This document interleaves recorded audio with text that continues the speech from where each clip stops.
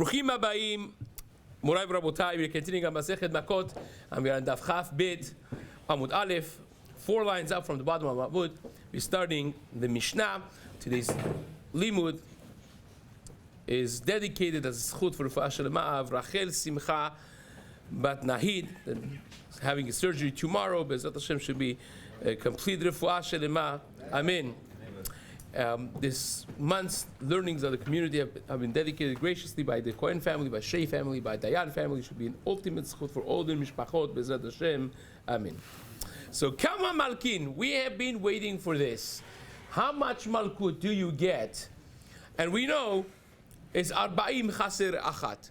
It is 40 minus 1, 39 Malkuts that you get. Shenemar, as the Pasuk says, Bemispar Arba'im. And the counting that ends with Arba'im, which means the one before Arba'im, which means 39. Now, this is a shorthand because the Pasuk really pauses between Mispar and Arba'im. If you pay attention in the actual read of the Pasuk, it reads something like this. I'm reading it from the side to you. Ve'hayim bin hakot harasha. If he deserves malkut ve'ipido hashofet, you put him in the bedin. Ve'ikau lefanav kedei rishato b'mispar. You hit him kedei rishato, what he deserves b'mispar, in numbers. Sof pasuk. Arba'im yakenu lo yosif. You hit him 40, nothing more. But now the Gemara is darshaning the juxtaposition of b'mispar arba'im, which means not arba'im b'mispar. Arba'im b'mispar would mean exactly 40.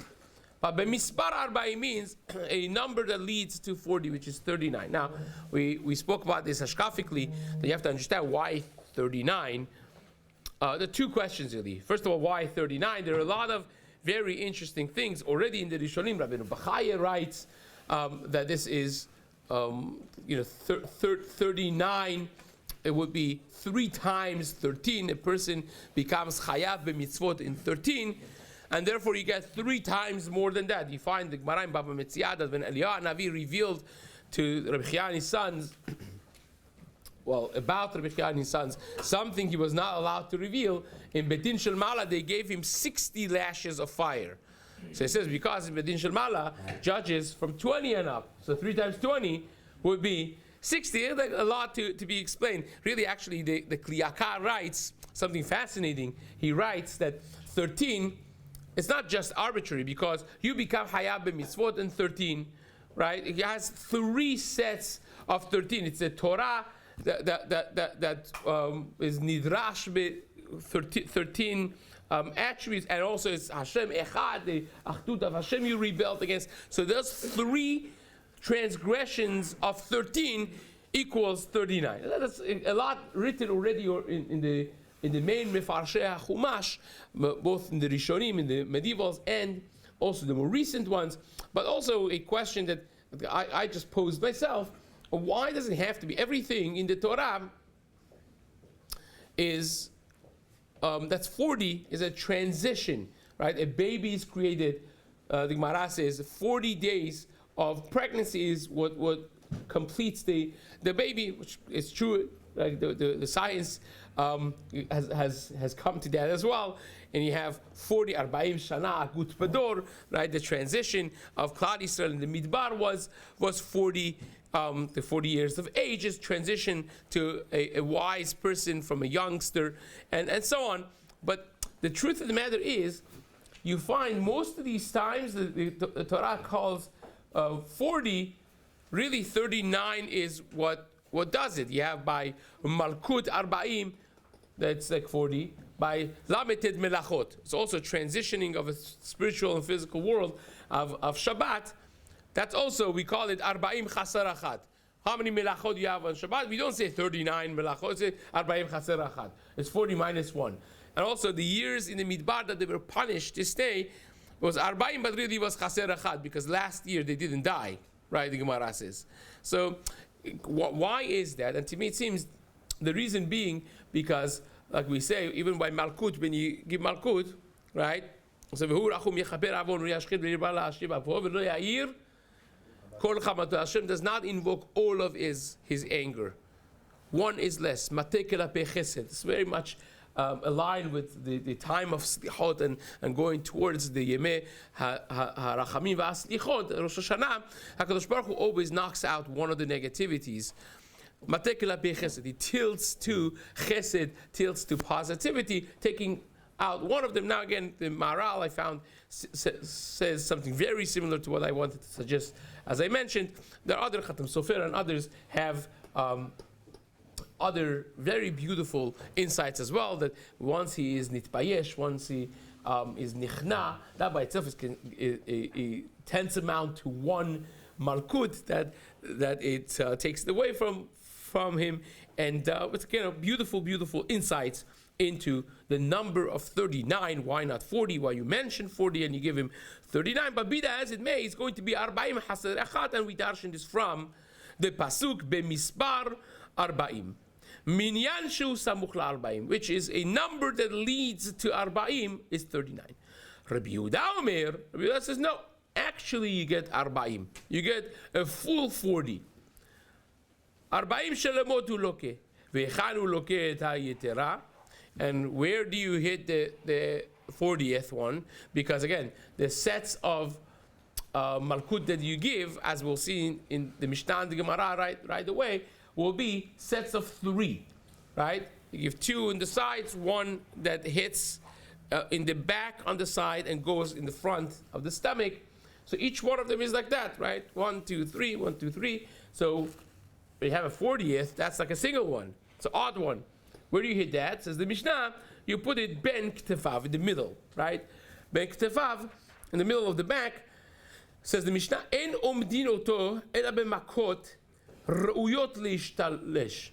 You only give him a number when the Betin assesses. They had a special doctor that would assess how many malkut could this person tolerate without dying, right? You don't want to kill him. You want to almost kill him. So how many can he take and not die, right?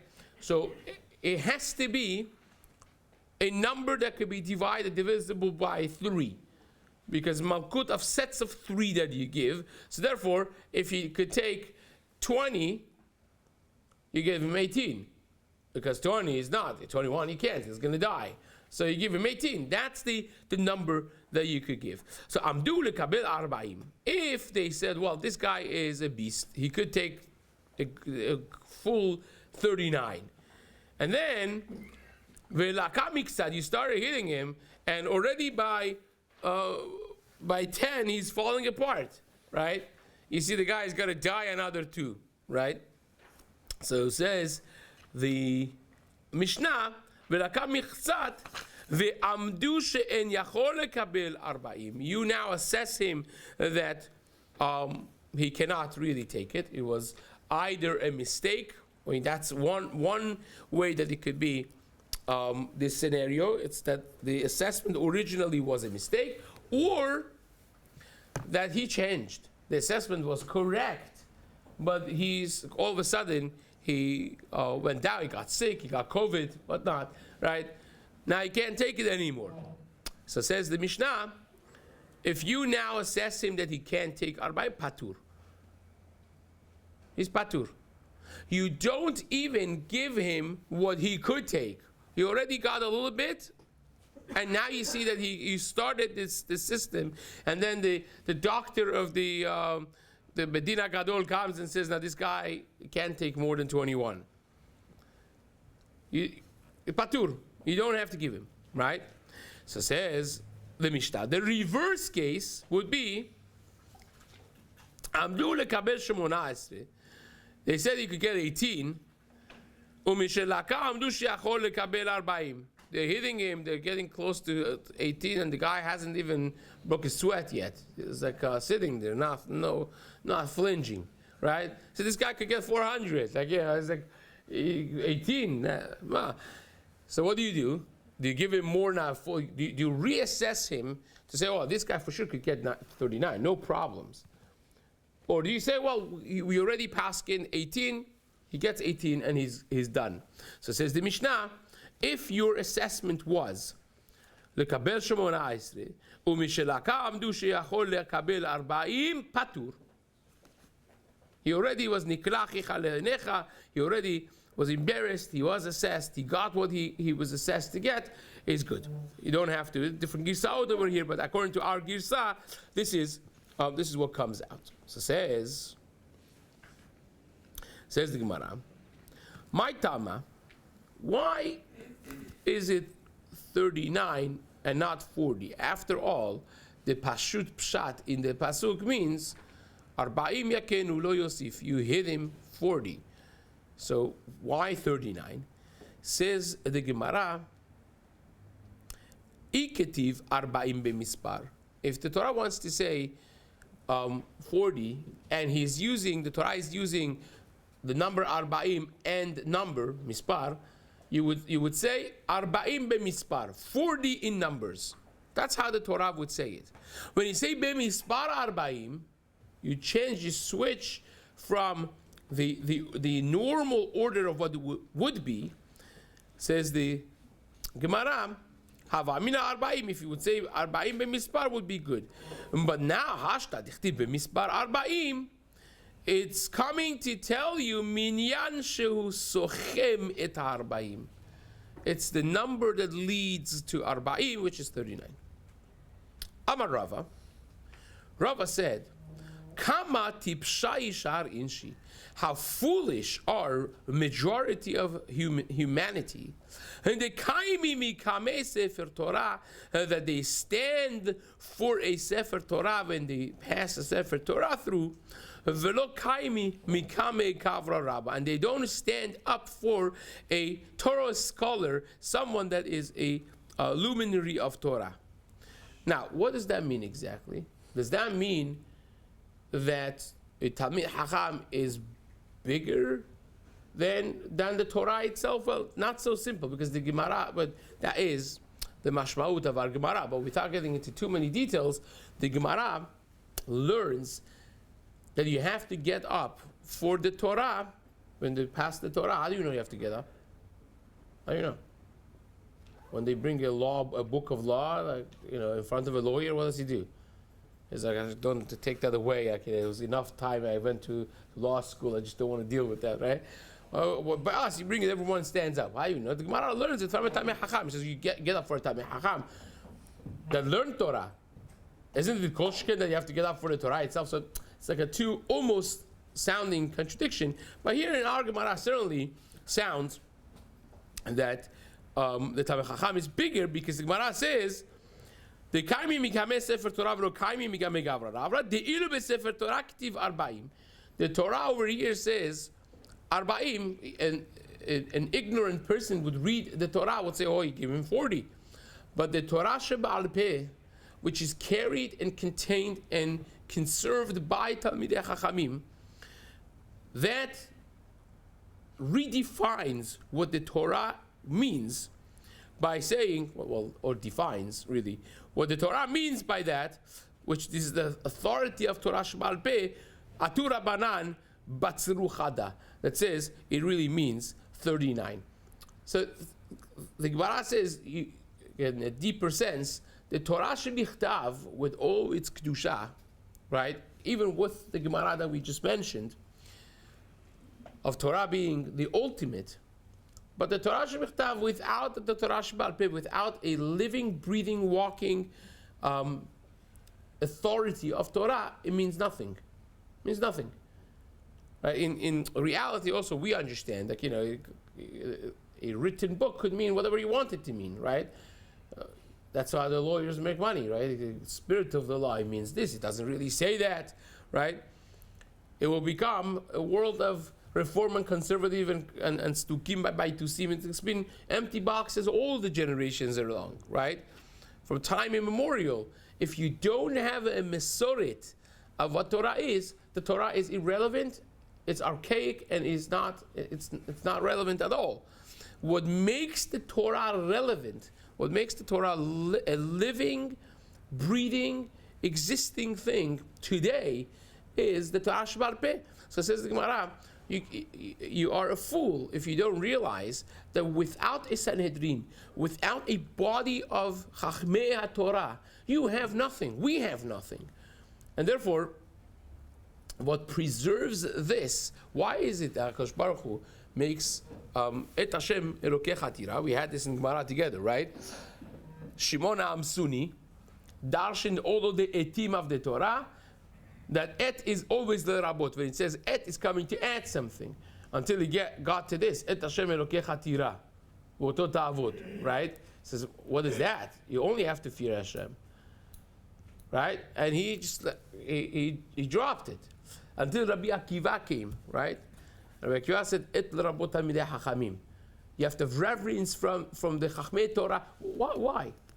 Why does HaKadosh Baruch Hu equate his kavod and his reverence and fear with that of the... Because there is no kavod and reverence for HaKadosh Baruch Hu in the long run if there is no authority for the Sanhedrin in this world.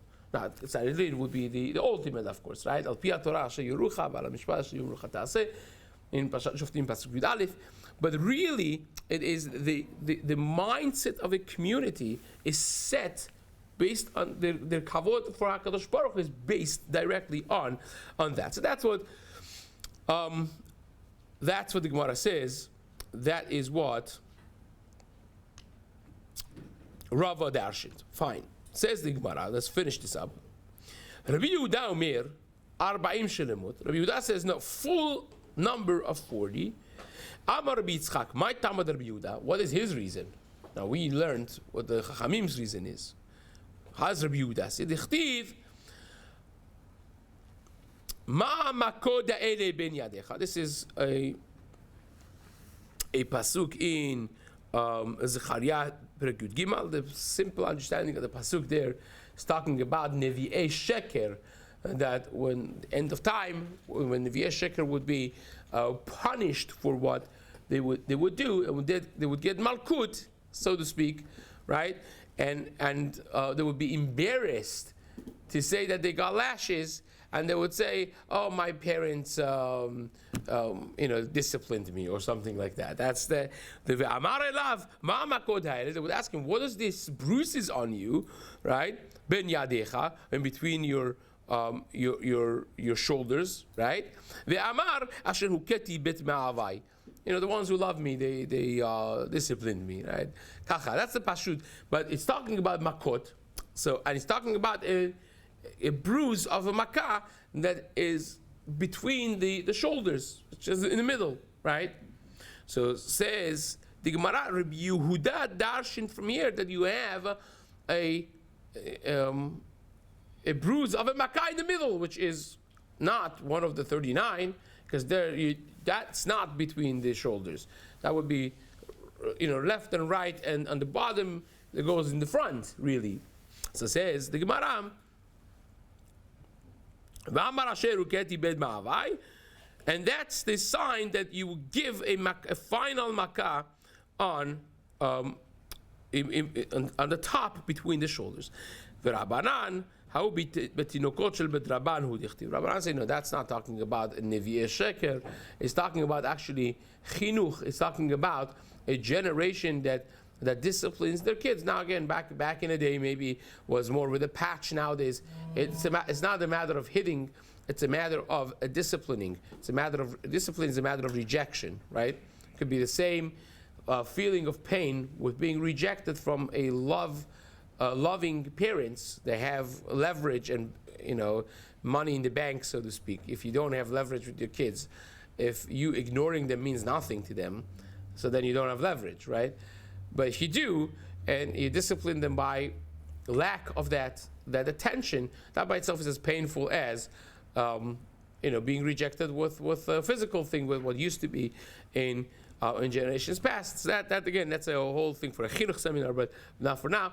But that is talking about chinuch. Says the Gemara. We have one more piece over here until the next Mishnah, but we'll wait for that Bezrat Hashem and continue it in the days to come. Hazaku Baruch.